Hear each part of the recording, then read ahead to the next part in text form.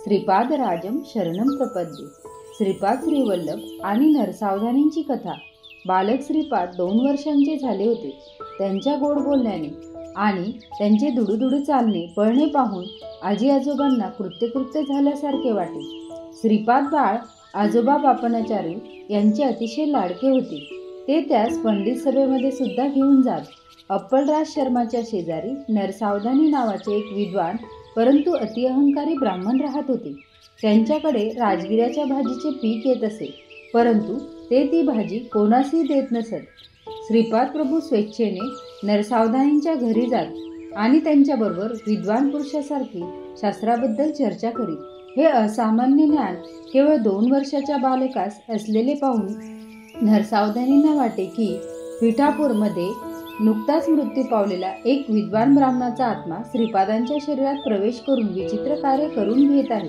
हीच धारणा पिठिकापुरमच्या समस्त ब्राह्मण समाजात दृढ झाली होती. परंतु श्री बापनाचार्य आणि अप्पलराज शर्मा यांना मात्र श्रीपाद दत्तावतारी असल्याचे निश्चित रूपाने ज्ञात होते. एकदा बालक श्रीपादास नरसावधानींच्या शेतातील राजगिऱ्याची भाजी खाण्याची इच्छा झाली. त्यांनी आईजवळ त्यासाठी हट्ट केला. त्यावेळी बापनाचार्य आजोबांनी श्रीपादास नरसावधानींच्या घरी नेले. त्यांना पाहताच श्रीपादांनी दोन्ही हात जोडून नमस्कार केला. परंतु नरसावधानीने अहंकाराने तिकडे लक्षच दिले नाही.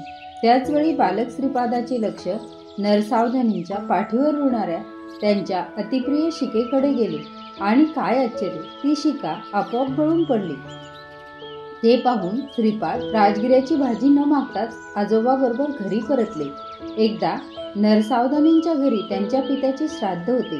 ब्राह्मणांची जेवणे झाली होती, परंतु घरची मंडळी अजून जेवायची राहिली होती. याच वेळी नरसावधानींची गाय आपला दोर तोडून पाकगृहात शिरली आणि तिने सर्व अन्न आणि वडे खाऊन टाकली. ती कोणाला सावरली जात नव्हती. त्याच वेळी बालक श्रीपाद आपल्या पित्यासह नरसावधानींच्या अंगणात आली. ती गाय श्रीपादांना पाहताच पाकगृहातून बाहेर आली.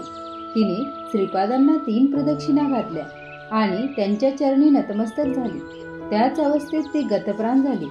तिने बालक श्रीपादांना प्रदक्षिणा का घातल्या आणि त्यानंतर त्यांच्या चरणी नतमस्तक होताच गतप्राण कशी झाली, हे प्रश्न नरसावधानीसह अनेक विप्रांना सोडवता आले नाही.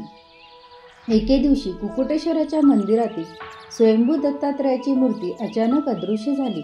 नरसावधानीवर ही मूर्ती चोरल्याचा आरोप पिठिकापुरमच्या लोकांनी लावला. या आरोपामुळे ते अगदी खचून गेले होते. त्यातच त्यांना अनेक व्याधींनी ग्रासले. यातच त्यांचा मृत्यू झाला. नरसावधानींच्या कुटुंबियाचे सांत्वन करण्यासाठी श्री अप्पलराज शर्मा आपल्या श्रीपादासह गेले होते. नरसावधानींच्या पत्नीने बालक श्रीपादाचा हात आपल्या हातात घेऊन म्हटले, बाळा श्रीपादा, तू दत्तात्रय आहेस, तर नरसावधानी आजोबांना जिवंत करणे तुला शक्य नाही काय? असे म्हणून ती माता रडू लागली. नवनीताचा मृदू हृदय असलेल्या श्रीपादांनी त्या मातेचे अश्रू पुसले.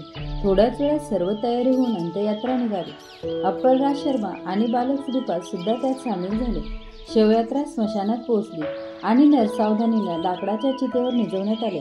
त्यांचा पुत्र पित्यास अग्नी देणार तितक्याच श्रीपादांनी त्यास थांबवले आणि नरसावधानींच्या भूमध्यावर अंगुलीने स्पर्श केला. त्या दिव्य स्पर्शाने नरसावधानींच्या अंगात चैतन्य स्फुरण पाहू लागले. काही मिनिटातच ते चितेवरून उतरून खाली आले. त्यांनी श्रीपाद प्रभूंना साष्टांग नमस्कार केला आणि सर्व लोकांबरोबर घरी परत आले. त्यांना जीवित आलेले पाहून त्यांच्या धर्मपत्नीचा आनंद गगनात मावत नव्हता. त्या मातेने बालक श्रीपादात जवळ घेऊन खूप लाड केले. एकदा नरसावधानी भिक्षा मागण्यासाठी बापनाचार्य यांच्या घरी गेले असताना बालक श्रीपाद त्यांना तेथे खेळत असलेले दिसले. त्यांनी नरसावधानीकडे पाहून स्मित हास्य केले. त्या सात्विक, सुकुमार, गोंडस बाळास आपल्या कडेवर घेऊन त्याचे लाड करावे अशी इच्छा त्यांच्या मनात निर्माण झाली. तेथून ते नरसिंहवर्माच्या घरी भिक्षेसाठी गेले. तेथे त्यांना श्रीपाद श्रीवर्माच्या खांद्यावर खेळत असलेले दिसले. ते नरसावधानींकडे पाहून मिस्किलपणे हसले.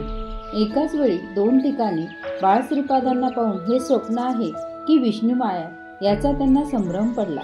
भिक्षा घेऊन ते आपल्या घरी परत आले आणि आपल्या देवघरात गेले. तेथे श्रीपादांना बसलेले पाहून त्यांना आश्चर्याचा धक्काच बसला. नरसावधानीने आपल्या पत्नीस बोलवून तिला घडलेली हकीकत सांगितली. त्या दोघांनी श्रीपादांना अनेक गहन विषयावर प्रश्न विचारले आणि त्या अजान बालकाने सर्व प्रश्नाची समर्पक आणि समाधानकारक उत्तरे दिली. शेवटी ते म्हणाले, आजोबा, मी दत्त आहे.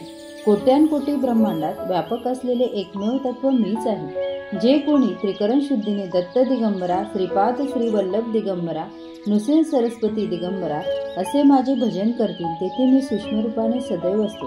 ते पुढे म्हणाले, माझ्या पुढील नृसिंह सरस्वती अवतारात तुमच्या घरची भिक्षा घेऊन तुमचे दारिद्र्य दूर करीन. इतके बोलून बालक श्रीपाद आपल्या घरी परतले. श्रीपाद राजम शरणम प्रपद्ये. श्रीपाद श्री वल्लभ आणि नरसावधानी यांची ही कथा आपणास आवडल्यास कथेला लाईक करा, शेअर करा आणि चॅनलला सबस्क्राईब करा. श्रीपाद राजम शरणम प्रपद्ये.